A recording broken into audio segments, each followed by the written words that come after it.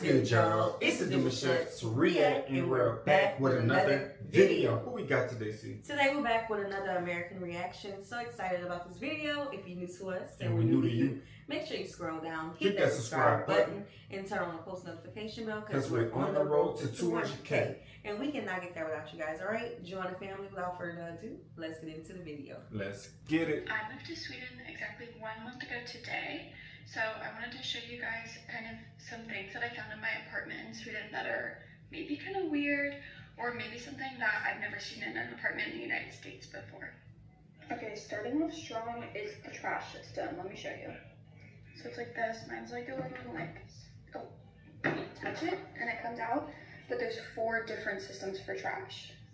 So like, for example, we do it like regular trash, paper, plastic, and glass. And for me, that's just like so crazy. I love recycling. I'm stoked about it, but I've never seen that setup before. Okay, this next one, I don't know if it's specific to Sweden or if it's just something I've never seen before, but the blinds are like built in to the window. So you can't like touch them. Yeah, we have those, but I know what you're talking about. The window, Yeah, you can like open it fully. Like this could open all the way, but if you want, you can do this like cute little lock. Just so nice because then you can make the windows open, but then it's still like locked from the inside. Okay, and then last but not least is lighting fixtures. I did not know that you had to go buy your own lighting fixtures in Sweden until I got here. And so when I showed up to our apartment, just no lights, and that was like totally normal. But anyways, here's our little light, which is nice because you get to pick like what kind you want, and then you also get to pick the bulb, which is cool. Okay, that's pretty much everything. There's definitely a lot more stuff in the bathroom that I feel like is brand new, but my washer is going right now, so it's way too loud. But maybe I'll show that one in another video. What you think about that?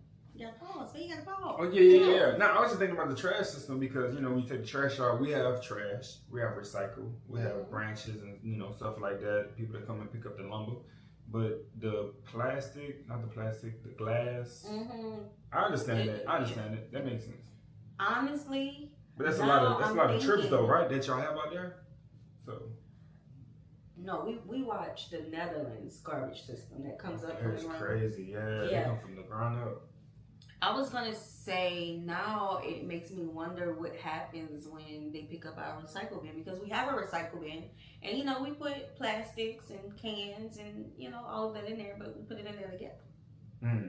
But here's the thing, and I think you remember this. We took the kids to a dumpster site where they gave them a tour and they showed us how they have all the trash up in there, and they literally got to sometimes go in there and pick out certain hazardous stuff like that. Now that's a crazy, you know what I'm saying? That's what they got to do sometimes. But see, what's y'all system like? See, what we talking about? We talking about Sweden? Yeah, we talking about Sweden. Yeah, we doing so many videos, okay. But we talking about Sweden, right? Yeah. They like, y'all about to give us no extra work. But we giving our people extra work. We gotta do better. We do. We gotta do better. We do. Know that in Sweden, if you stay over at someone else's house, you are expected to bring your own sheets. Like, that is the established norm. If you go to stay over at someone else's house, you are bringing your own sheets. Otherwise, it's considered rude. And as a Swedish American, that blew my mind when I first started spending more time here. All right. Like, wait, we gotta talk about and I love it here. Okay. I was going to, y'all know, I was going to, you know, do a little clap back. But I thought about us as parents. And our children don't sleep over. I don't care what you say. Go off in the comments. Our children don't sleep over to people's house, okay? But when they are going, like, to, let's say, a field trip with somebody, everything that our child may possibly need or want, we sending with them. So their own, everything. I don't know. Yeah. I would be the parent that would send sheets if my children did sleepovers. Yeah. Especially like we probably send, like if there's no bedding or something like that, like we make sure they have everything else that's needed for them to be comfortable. Yeah, for them to be comfortable, not for anybody else. And maybe that's what the Swedes, you know, that's how they're thinking about it. Nothing wrong with that. Yeah, that's perspective. Bring your own stuff so you can be comfortable. Step it up. Step it up. Bring your own blanket. Man, what's not to love? I love it so much that I want to learn the language. But whenever I try to go out to speak it, this is what happens. Jag kan göra detta. Can you ha en kanelbulle och dricka? Sure. So you want a cinnamon bun and what do you want to drink? Vatten. Okay, one water. They speak in English. What kind of water? Ramlosa. He's trying to What'd you practice. say? Ramlosa? Can you say that again? That one? Ramlosa. Hey, dog. Bye. Is he just talked about it in his face, basically. Because he's trying to learn a language. He said you gotta work on that. Here's some culture shocks that I've experienced in Sweden as an American. I'm also dating a Swede, so I get a lot of insight about Swedish culture. I've learned it's quite common for moms to put their kids outside in the cold to take a nap. Of course, the kids would have like a jacket or warm clothing, but they would just leave them outside. They think it boosts the kid's immune system and gets them more acclimated to the weather, and the cold temperature also helps the kid fall asleep. But you would never see that in America, and when I first heard about it, like, I cannot believe it. Next, if you're going to it would have been flu shots for all of them. Flu and cops at your door. It would have been all type of stuff going on. Yeah, we didn't take the pepper see they got these shots because they can get sick. Yeah, see, listen, I love kids. I adore kids. I am that woman who's out in public looking out for everybody's kid. If I see a kid walking by itself down the street, by their self down the street, I'm looking in my rear view to make sure that they making it to their destination safely. Like, I'm that kid. If we were not culture and travel, reactors and content creators, and we went there for the first time and I saw this, I would probably be checking on the child. Oh my God. I don't know. I just saw that picture as she was talking about it, because we have talked about this topic so many times. Right. But I feel like I would be checking on the child and the people would be thinking I'm crazy. Nah, you would have been like, they would think you would adore their babies. You think that? I think their mindset would have been, okay. You're not fitting to come around here and take this stroller from us. Like, they don't have that issue. So they would see you and think you're adoring the children. Because you gotta really think about the mindset here. Had it been here, you would have been looked at like, what are you doing looking inside my baby stroller? So, right. Yeah, that's creepy. Right, but y'all, don't take it wrong. I'm not saying that I would be messing with the baby. Nah. I'm just that type of person when it's cold outside, I'm asking where that baby jacket is. And so, and what I'm talking about for you looking inside the stroller is like, for people, is what it looks like. So it's like, It sounds creepy, huh? No, really. Okay, No. It started to sound creepy in my mind. Because I didn't want people to.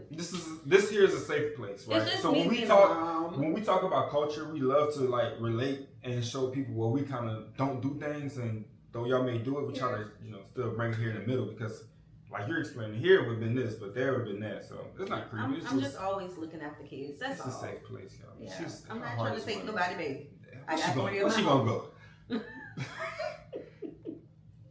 Gym, you can't wear your outside shoes into the gym. You have to change into a pair of gym shoes, which in America you just don't do. I don't know why Americans don't do it. I think it's more hygienic, but yeah, that was a culture shock for me. This might be a bit cringe for you guys, but in my gym, like I go to LA Fitness, we have a sauna inside and people go into the sauna with their clothes on. Shoes, workout set, like just finished the gym, they go right They're already sweating. And it's not like a Swedish sauna where it's very, very hot and steamy. Like, it's an infrared light sauna, but still, we go into the sauna with our clothes on. And in Sweden, you just don't do that. Actually, be having your own summer house, which majority of the Swedes I've met that are from Sweden have their own summer house. And these are houses that have been in the family for like hundreds of years. They go to every summer, and I love it because I also love going to my boyfriend's summer house. But it's kind of crazy, like almost everyone has a summer house, and you don't really see people having two houses in America. Next, honestly, the whole celebration of Midsummer was a very big culture shock. The traditions, the dancing, they have the maypole, flower crowns, like it is just so beautiful, and experiencing Midsummer was one of the best times of my life. So highly recommend if you go to Sweden, go during Midsummer. And last one for now, Swedish banana curry pizza.